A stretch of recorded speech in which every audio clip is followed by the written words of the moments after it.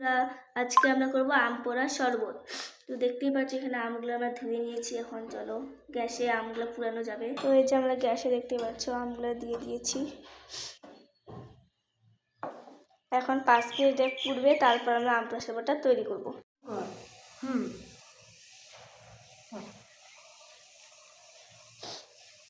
আম আমাদের পুরানো হয়ে গেছে। দেখছো জিরাটা ভেজে নেওয়া হচ্ছে, হয়ে গেছে। জিরাটাকে এখন আমরা মিক্সিতে ইসে করে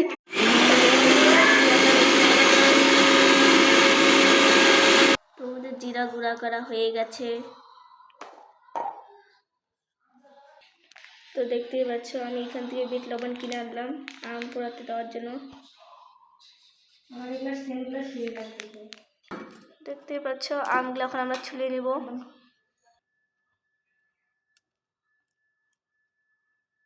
আমগুলা ইসে করে নিচ্ছে, আঁশগুলো বের করে দিচ্ছে আমের। সাথে সাথে আমি 2টা লঙ্কা পুরো দিয়ে দিয়েছি, মিক্সিতে দিলে দিয়ে দিলাম। এখানে সামান্য মতন বিট লবণ দিয়ে দিচ্ছি এখানে আমরা। তোমরা চাইলে বাড়ির এমনি লবণও দিতে পারো। লঙ্কা পুড়ে রাখা এটা আমরা দিয়ে দিলাম।